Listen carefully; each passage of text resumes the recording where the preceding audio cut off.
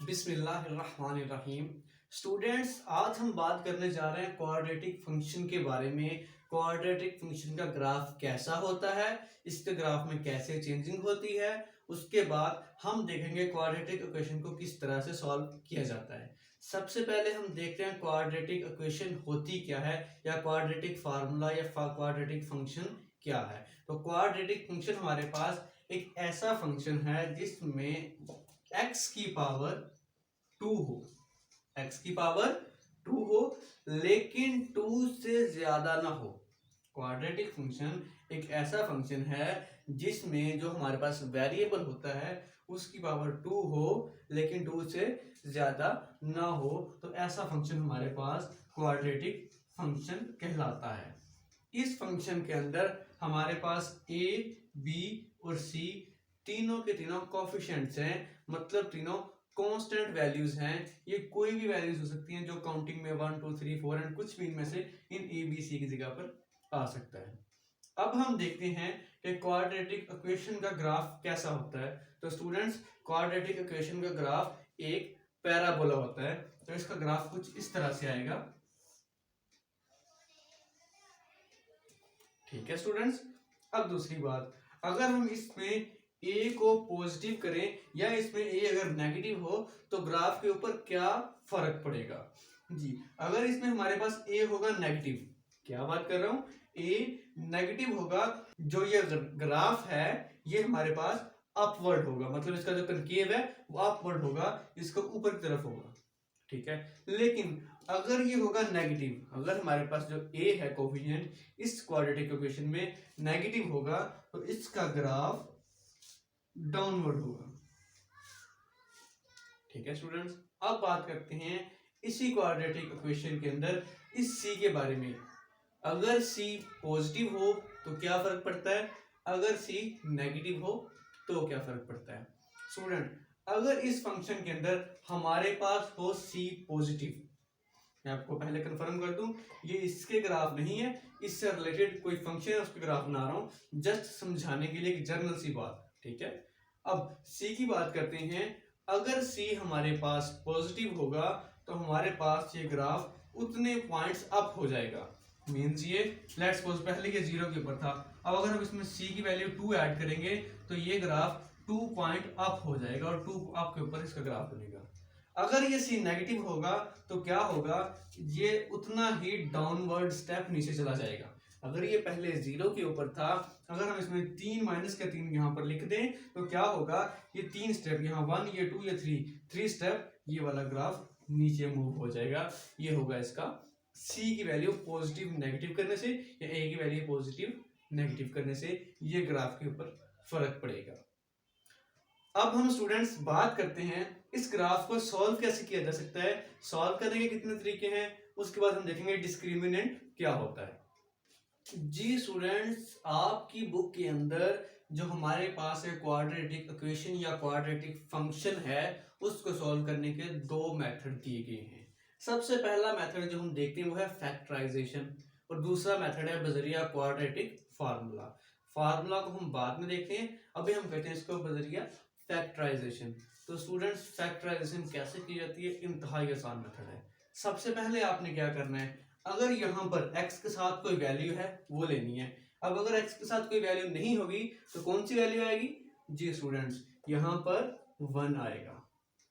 ठीक है, यहाँ पर 1 होता है, तो इसको मल्टीप्लाई जो यहाँ वैल्यू होगी इसको करवाना है इस वैल्यू के साथ, तो क्या बनेगा 1 मल्टीप्लाई बाय -6, तो आंसर हमारे पास आ गया -6। अब स्टूडेंट्स, हमने एक ऐसा पेयर ढूंढना है, एक ऐसा जोड़ा तलाश करना है जिसको हम मल्टीप्लाई करें तो हमारे पास 6 आए माइनस का, लेकिन अगर हम उसको सब्ट्रैक्ट करें तो हमारे पास आंसर आना चाहिए दरमियान वाली जो वैल्यू है, जो कि -5 है।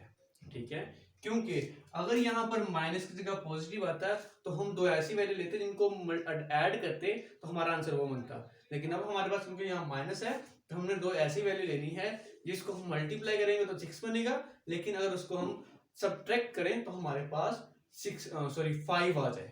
ठीक है, अब ऐसा कौन सा पेयर है, तो बहुत ही आसान है, यही वाला ले लेते हैं।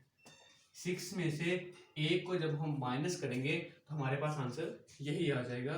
तो क्या करेंगे फिर एक्स स्क्वायर प्लस एक्स, 6 में से 1 को माइनस किया आंसर वही बन रहा है। इस इक्वेशन के ऊपर कुछ फर्क नहीं पड़ेगा। ये फैक्टराइजेशन का मेथड होता है कि फर्स्ट को लास्ट को फर्स्ट के साथ मल्टीप्लाई करके हमने ऐसा पेयर ढूंढना है जिसको प्लस या माइनस करें तो हमारे पास दरमियान वाली वैल्यू बने। तो हमने वो पेयर ढूंढ लिया, बाकी वैल्यू वैसे की वैसे लिख के आगे 0। अब क्या करना है, अब पहली दो वैल्यू में से कुछ कॉमन आ रहा है तो वो निकाल लो, दूसरी दो वैल्यूज में से कुछ कॉमन आ रहा है तो वो निकाल लें। पहली दोनों वैल्यूज में से मुझे x लग रहा है कि कॉमन है, मैंने इन दोनों में से x कॉमन लिया तो यहाँ पर x का स्क्वायर था, एक x बाहर आ गया एक अंदर, प्लस यहाँ एक ही x था वो बाहर आ गया, अंदर यहाँ पर जस्ट 1 रह गया। ठीक है, यहाँ पर क्या करेंगे, इन दोनों में मुझे -6 कॉमन नजर आ रहा है, मैंने उसको कॉमन ले लिया तो यहाँ बच गया हमारे पास x plus 1 is equal to 0। अब यहाँ पर गौर की जाए तो हमारे पास इस माइनस के इस तरफ और इस माइनस के इस तरफ, दोनों तरफ क्या चीज कॉमन आ रही है, दोनों हमारे पास इस माइनस के इस तरफ भी हमारे पास ये वैल्यू है, ये वैल्यू इस तरफ भी है। तो हम क्या करेंगे, दोनों तरफ से ये वाली वैल्यू कॉमन निकालते हैं। तो x प्लस 1 को हमने कॉमन लिया तो बाकी क्या रह गया, अब इसमें से x प्लस 1 को बाहर आ गया, बाकी जस्ट x, ये पूरी वैल्यू बाहर, बाकी जस्ट -6 इक्वल टू 0। अभी हमारे पास दो पेयर बन के दोनों इक्वल टू 0 हैं, इसको हम अलग अलग कर लेंगे। तो x plus 1 equal to 0 and x minus 6 equal to 0। अब सॉल्व करते हैं, +1 है उस तरफ जाके इक्वल के -1 हो जाएगा, तो x हमारे पास आ गया -1 और x की वैल्यू यहाँ पर हमारे पास आ गई +6। तो इस तरह हमने x की वैल्यू फाइंड कर ली।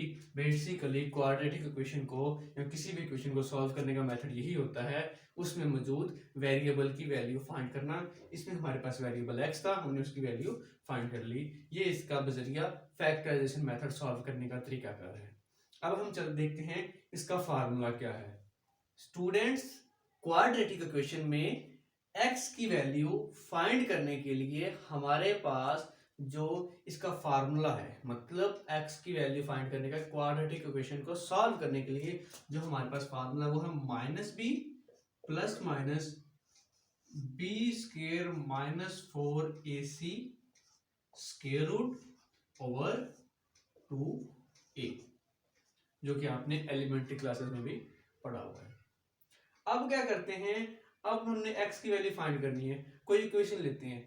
सबसे पहले हम ये बात देखते हैं हम फार्मूला यूज ही क्यों करते हैं, जबकि हमारे पास फैक्टराइजेशन का मेथड भी तो है। हम हर क्वेश्चन उससे सॉल्व क्यों नहीं कर सकते, क्योंकि हर क्वेश्चन हमारे पास बजरिया फैक्टराइजेशन सॉल्व नहीं हो सकता। इसके एग्जांपल देखते हैं जी। हमारे पास वैल्यू है x स्क्वायर plus 6x plus 3 equal to 0। अब इसमें फैक्टराइजेशन के लिए हमें बनाने पड़ेंगे पेयर। तो 3 1 जा 3, 3 कैसा पेयर है जिसको हम ऐड करें 6 बन जाए, मल्टीप्लाई करें 3 बने और ऐड करें तो 6 बन जाए, कोई भी नहीं किया। तो ऐसी क्वेश्चन को सॉल्व करने के लिए हमें फार्मूले की हेल्प लेनी पड़ेगी। तो क्या करेंगे, हम जानते हैं फर्स्ट वैल्यू जो x स्क्वायर के साथ होती है वो यहाँ पर a होती है, वो कुछ नहीं है, इसका मतलब यहाँ पर 1 है। ठीक है, a की वैल्यू 1 है, b की वैल्यू 6 और c की वैल्यू 3। तमाम वैल्यूज इस फार्मूले के अंदर पुट कर देते हैं जी।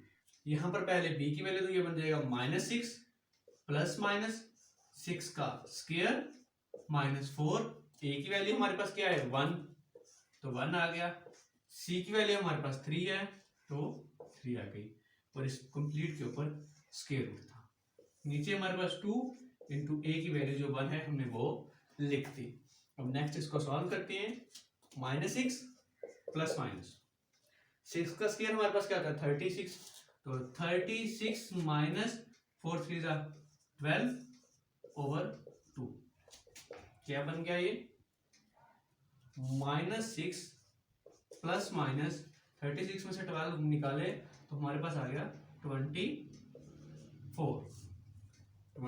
Square root over 2। 24, तो 24 क्या कुछ बनता है पेयर वगैरह जो इसमें से बाहर आता हो, तो 24 को हम क्या लिख सकते हैं, तो इसको लिख सकते हैं हम